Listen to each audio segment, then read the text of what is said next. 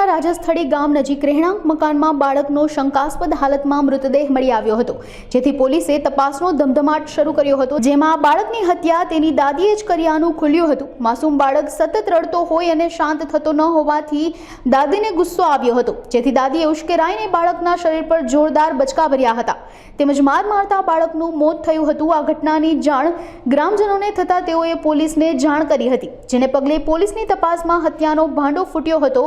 પોલીસે આરોપી દાદીને ઝડપી પાડી હતી। અમરેલી તાલુકા પોલીસ સ્ટેશનના રાજસ્થળી ગામે 1 વર્ષ 2 માસનું કોઈ બાળક શંકાસ્પદ હાલતમાં મરણ ગયેલ છે તેવી પોલીસને જાણ થતાં પોલીસ તાત્કાલિક સ્થળ પર પહોંચી હુસેનભાઈ બચુભાઈ સૈયદ કે જે મરણ જનાર બાળકના દાદા હતા તેમને મળી એની જાહેરાત લીધી। શરીરે નાની મોટી ઈજા બચકા ભરેલા હોવાનું જણાવતા તાત્કાલિક પેનલ પીએમ માટે બાળકની બોડીને મોકલવામાં આવી। અકસ્માત મોત દાખલ કરેલ એ તપાસ દરમિયાન હકીકત જાહેર થયેલ મરણ જનાર બાળક અને એની બેન બંને જણા પોતાની દાદી સાથે કુલસનબેન હુસેનભાઈ સૈયદ સાથે રૂમમાં રમતા હતા, સૂતા હતા।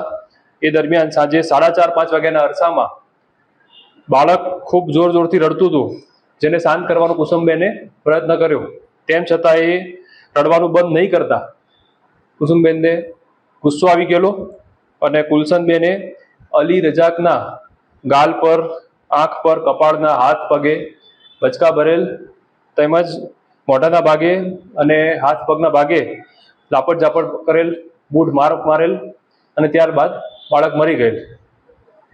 તપાસ દરમિયાન આટલું નક્કી થતાં અમરેલી તાલુકા પોલીસ સ્ટેશનમાં હાલમાં મર્ડરનો ગુનો કુલસનબેન હુસેનભાઈ સૈયદ વિરુદ્ધ દાખલ કરવામાં આવેલ છે અને આગળ તપાસ કાર્યવાહી ચાલુ છે।